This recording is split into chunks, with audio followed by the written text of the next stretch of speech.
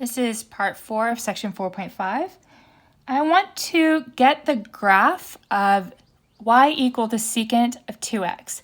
What I'm going to do instead of trying to graph secant of 2x is I'm actually going to graph y equal to cosine of 2x. And then I can build my graph off of that. So if I'm going to graph cosine of 2x, what I need to do first is, all right, the amplitude is the number in front, so it's 1, which is nice. We have no phase shift, but our b value is 2. So if we're going to talk about the period of this, for period of cosine, it is 2 pi divided by b, where our b value is 2, so our period is pi. I need to complete the entire cosine graph over pi units. Okay? So what do I know about cosine? It normally starts, our amplitude is 1, which is nice, and I need to go through the entire version, our entire cycle of cosine between here and here. Well, we know it starts at 1, and then it goes to 0 and -1, 0 and +1 in 4 equal parts. Well, this is broken up like that, so that's easy for us. So we go from 1 to 0 to -1 to 0 to 2. Okay? And it looks something like this. And I'm going to draw in more of these.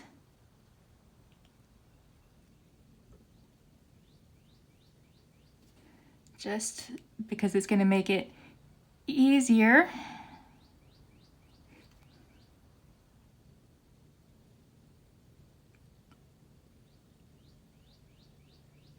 To get the graph of secant, okay? Now, for secant, how do we do this? Everywhere that our cosine is 0, we're going to have a vertical asymptote. So every time cosine crosses the x-axis, we have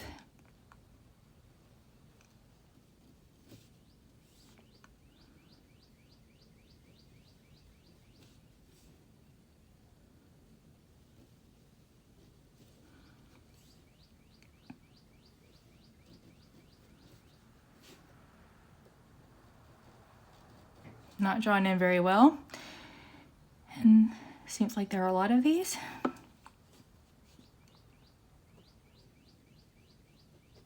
Okay, and then we use the vertical asymptotes and the points that are going to be in common with them to get the rest of our graph. So right here, it's above the x-axis, so basically I come in and do this, and go up, and then here, it's down here. And that would be one period drawn, and then it repeats.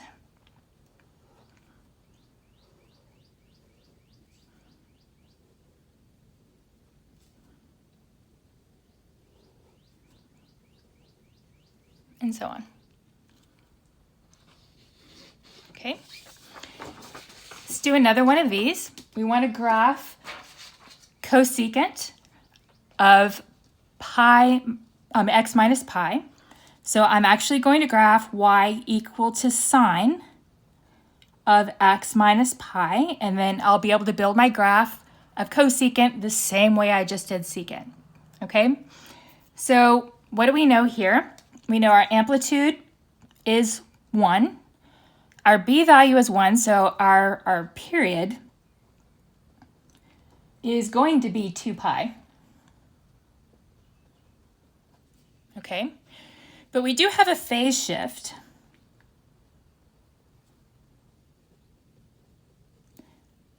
of pi.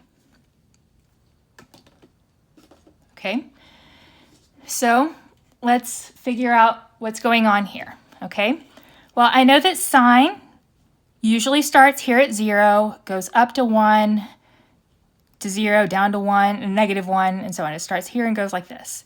Well, if I'm moving things pi, that means this point moves over to here. Okay. Normally I would go from here to here. Well, this is going to move over pi units, so it's here now. and then it's going to come back down. So basically here, what I've got is that it's going to look like this.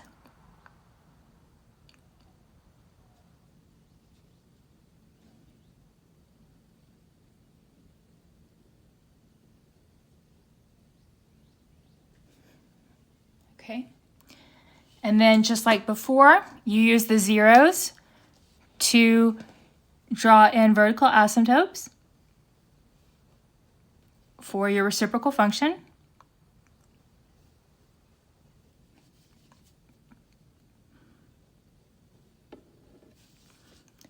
And then you use the points they're going to have in common and draw in the graph of your reciprocal function. And you could repeat that for as many periods as you'd like. Okay, now let's deal with a different type of problem, making sure that you understand how to deal with these things, how to get information from them. First of all, this graph is missing part. You need to put pi right there. I don't know why it got cut off, but it did. Okay, so we're going to write an equation of the form y equal to a times tangent bx minus c plus d for the given graph. Now, we want to find our a, b, c, and d, and we know that it's actually going to be better for us to start off in this form.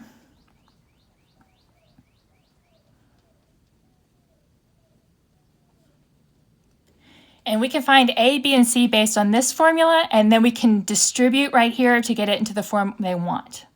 Okay? So, what all do we have going on here?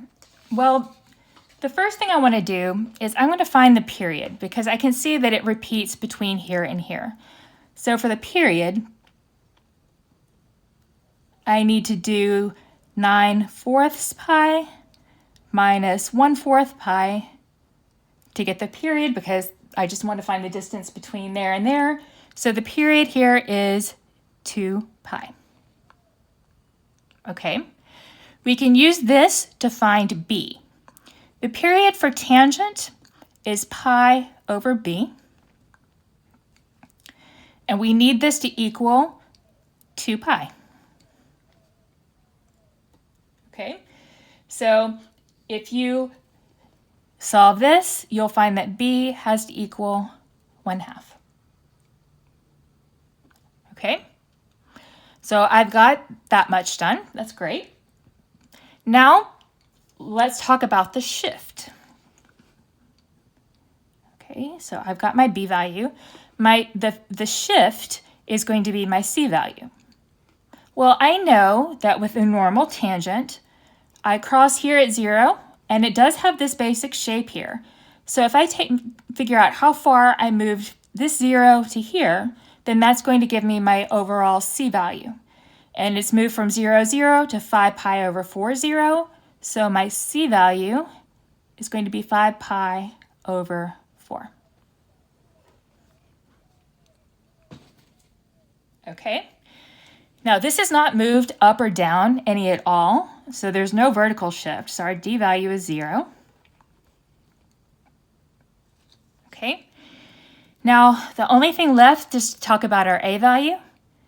Well, when we're talking about tangent, remember how we broke it up into fourths, and it was the 0 and then a 1 and a -1? Well, this time we go up to a 3 and we go down to a -3. So our a value is 3. So now I have everything I need to get this form. Y is equal to 3 times tangent of 1/2 times x minus 5 pi over 4 plus 0 that I'm not going to write.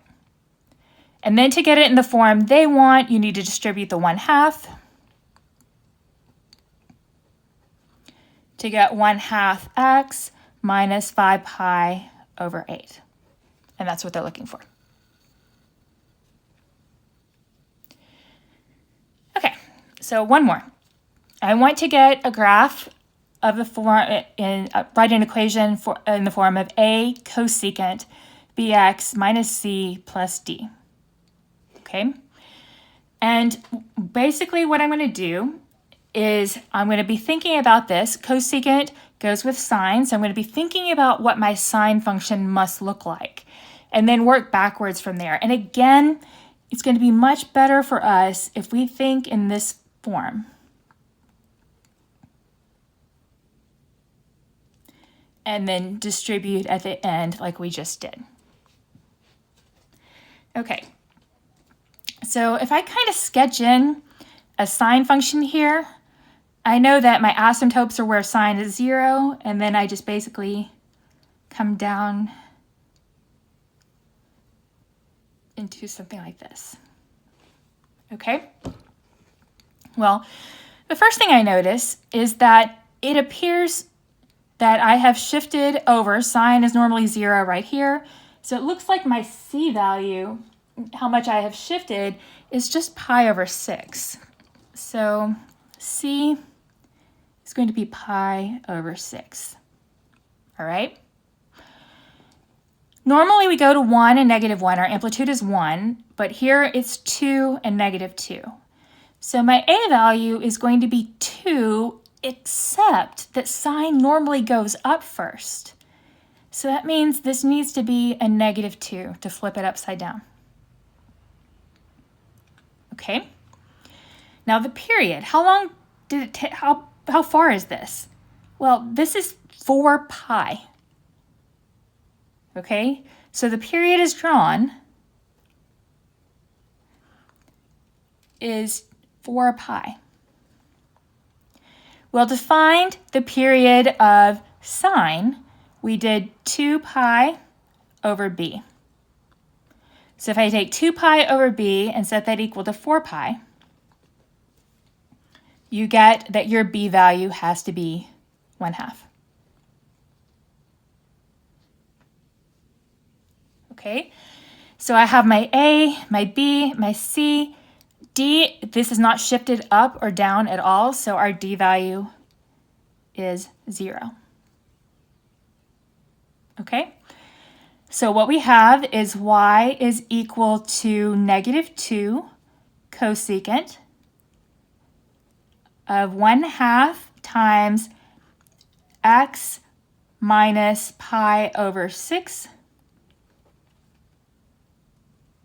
Now distribute this to make them happy.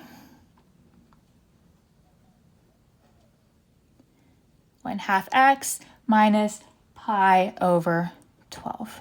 And that's what they're looking for.